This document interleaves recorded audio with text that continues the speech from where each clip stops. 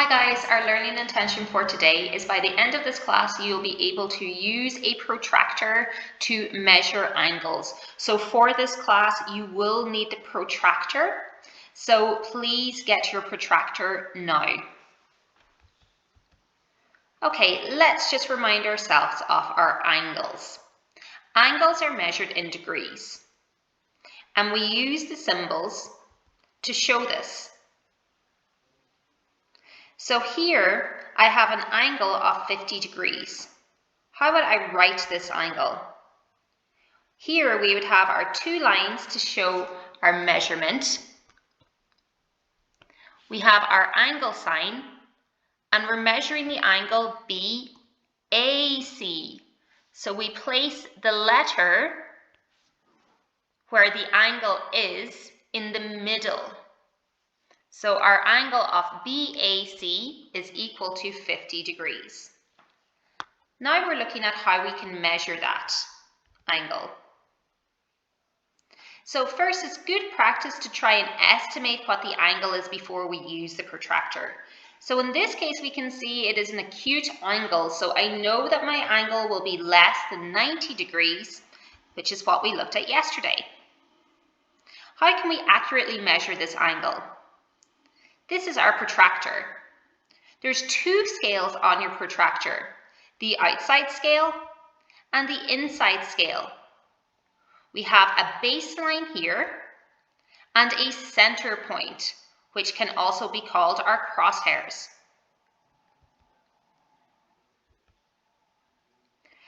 Okay, let's have a look at how we can use our protractor to measure angles.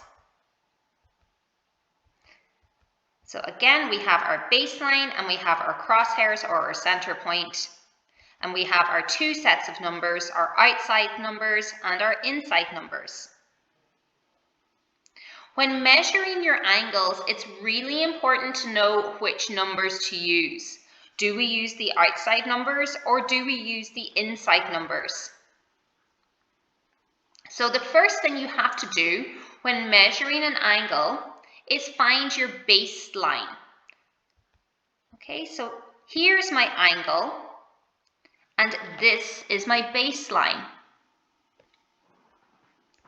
I place my protractor along the baseline and place the crosshairs or the center of your protractor where your two lines meet. Let's have a look. So my protractor goes along my baseline and the crosshairs is placed at the point where both of those meet.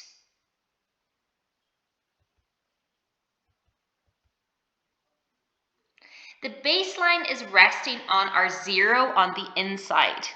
So we can see here that my baseline is resting on the 0 of the inside numbers. So to measure our angle, we must use the inside numbers. So we place a point where our angle goes up to on our protractor and we read the value that our resting line is on. So we can see that this point is at 40. Therefore, my angle is 40 degrees. Let's try another one.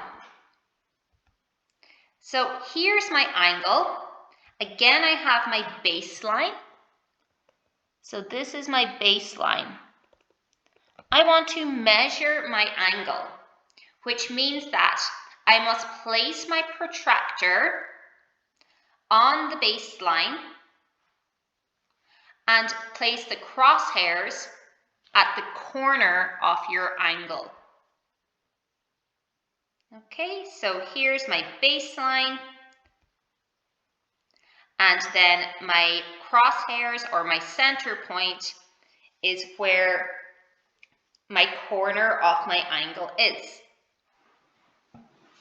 We want to measure this angle, so again we need to check whether we use the outside or the inside numbers.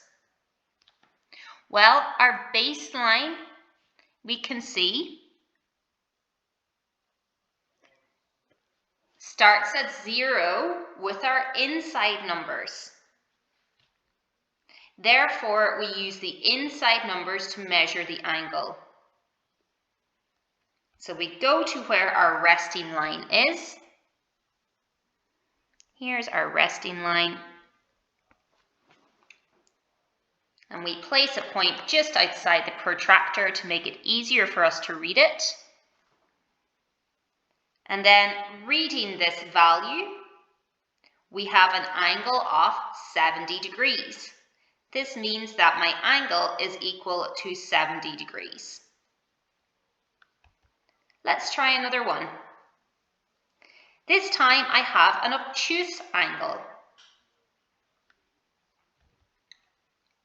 To measure my angle, I place my protractor along the baseline of my angle. So baseline to baseline. And the center point of your protractor lies at the corner of your angle, like so. I now want to measure my angle. I first need to check whether I'm using the inside or the outside numbers. My baseline crosses 0 for the inside numbers. Therefore, I'm using my inside numbers to measure my angle. So I read to where my other line is. I place a point and I read the angle where this line is. It reads at 120 degrees, therefore my angle is equal to 120 degrees. Let's try one where the angle is facing to the left this time. Here's my angle. I want to measure this angle, so I place the baseline of my protractor along the baseline of my angle. And the corner of your angle meets at the center point of your protractor. Let's have a look.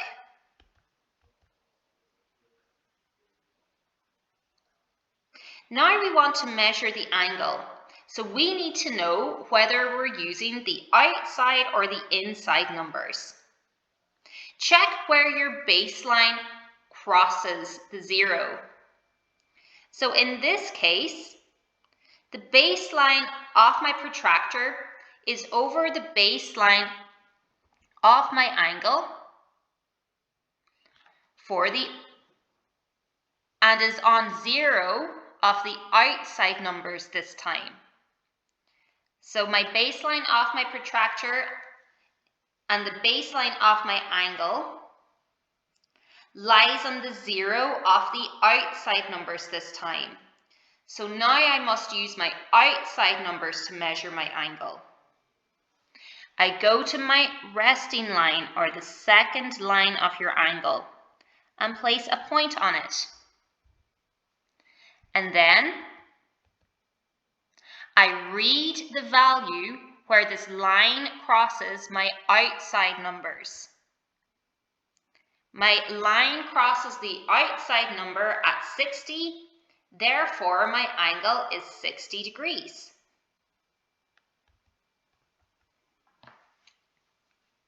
Please pause and take down this example.